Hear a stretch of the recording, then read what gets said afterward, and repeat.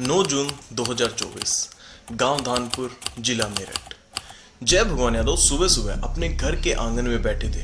तभी घर का मेन गेट जोर से खुला। वो एकदम से हड़बड़ा गए। वो जल्दी से उठकर बाहर गए तो उन्होंने देखा कि बाहर सुमन खड़ी थी। वही सुमन जो उनके गन्ने के खेतों में मजदूरी करती है। उसकी सांस बुरी तरह फूली हुई थी और वो बहुत ज्यादा हड़बड़ाई हुई थी। जय भगवान यादव सुमन से कुछ पूछ पाते इससे पहले ही उसने जोर जोर से हांफते हुए बोलना शुरू किया। उसने कहा कि आपका जो पोता है पुनीत, उसको किसी ने किडनैप कर लिया है और अब वो लोग उसकी जान के बदले में 50 लाख रुपए मांग रहे हैं। अब इतना सुनते ही जय भगवान यादव के पैरों तले जमीन खिसक गई। उन्होंने सुमन से पूछा कि तुम्हें इस सब के बारे में कैसे पता। तो सुमन ने उन्हें एक लेटर दिखाया और कहा कि यह मुझे आपके बाहर गेट के आगे पड़ा हुआ मिला जब मैं खेत जाने के लिए यहाँ से गुजर रही थी। भगवान यादव ने जल्दी से सुमन से वो लेटर लिया और उसे पढ़ना शुरू किया। उसमें लिखा हुआ था, अगर आप अपने बेटे को चाहते हैं तो 50 लाख रुपए दो, नहीं तो इसकी लाश मिलेगी। अगर आपने किसी को इसके बारे में बताया तो अच्छा नहीं होगा और आपको बताया जाएगा कि पैसा कहाँ लेकर आना है। अगला खत आपको अपने घर की छत पर मिलेगा और कोई होशियारी नहीं। और जहाँ आपको पैसे लाने होंगे वहाँ कैमरे लगे होंगे, इसलिए कोई होशियारी मत करना। अगला खत आपको आपकी छत पर मिलेगा। अगर आपने कुछ गलत किया तो उसका भुगतान आपका पोता करेगा, चाहे पैसे या उसकी लाश।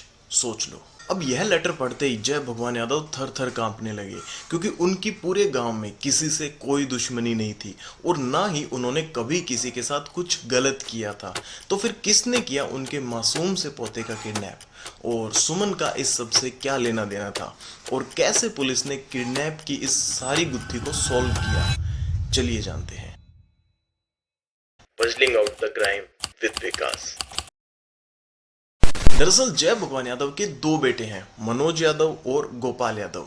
और पुनीत, जिसे घर पर कान्हा भी कहते थे, वो उनके छोटे बेटे गोपाल यादव का इकलौता बेटा था। गोपाल यादव मेरठ में एक पुलिस थाने में हेड कांस्टेबल की पोस्ट पर नौकरी करते हैं और अभी छुट्टियां होने की वजह से अपने बच्चों के साथ घूमने के लिए गांव आए हुए थे। और यहीं पर 9 जून रविवार की सुबह पुनीत अपनी छोटी बहन खुशी के साथ घर के बाहर खेल रहा था। तभी उसे वहीं से किसी ने किडनैप कर लिया। किडनैपिंग का लेटर मिलने के बाद गोपाल यादव ने जल्दी से पुलिस में कंप्लेंट दर्ज करवाई, और क्योंकि वो खुद एक हेड कांस्टेबल थे इसलिए पुलिस ने भी जल्दी से धानपुर गांव पहुंच गई। गांव आते ही सबसे पहले पुलिस ने सुमन से लेटर की पूछताछ शुरू की, क्योंकि किडनैपिंग का लेटर सबसे पहले उसी को मिला था। और पुलिस इन्वेस्टिगेशन का ये थंब रूल होता है कि जिसने सबसे पहले क्राइम देखा या जिसको सबसे पहले क्राइम होने की सूचना मिली, सबसे बड़ा सस्पेक्ट वही होता है। इसलिए जब पुलिस ने सुमन से लेटर के बारे में पूछा कि उसे लेटर कब और कहां मिला, तो वो थोड़ा हड़बड़ा गई।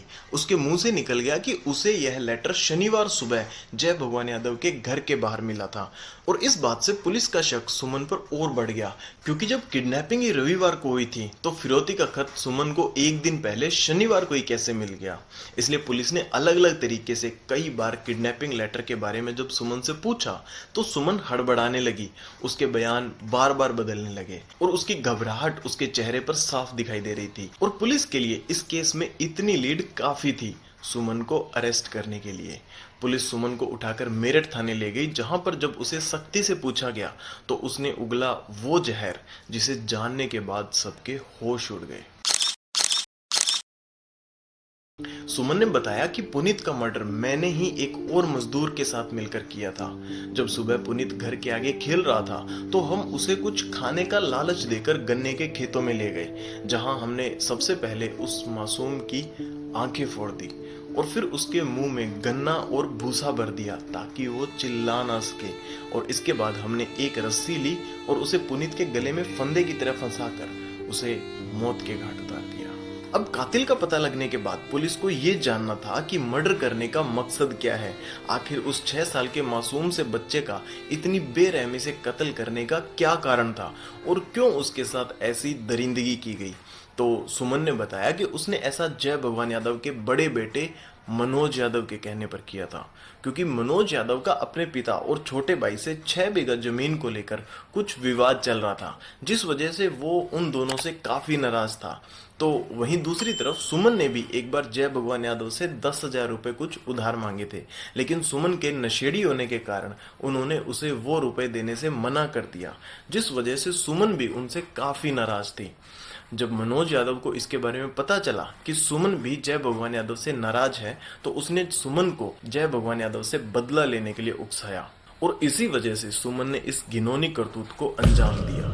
इसके बाद पुलिस सुमन को पकड़कर उन खेतों में लेकर गई जहां पर उसने पुनीत की लाश को छुपाया था और वहां से पुनीत की लाश बरामद की। इस घटना के बाद पूरा गांव धानपुर और उसके आसपास का इलाका मानो सुन्न पड़ चुका है।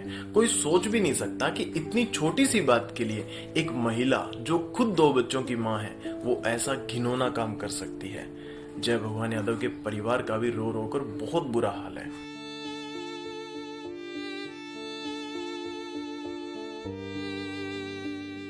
तो ये था पुनीत मर्डर केस। अगर आपको ये वीडियो अच्छा लगा तो इसे लाइक और शेयर करें। Thank you.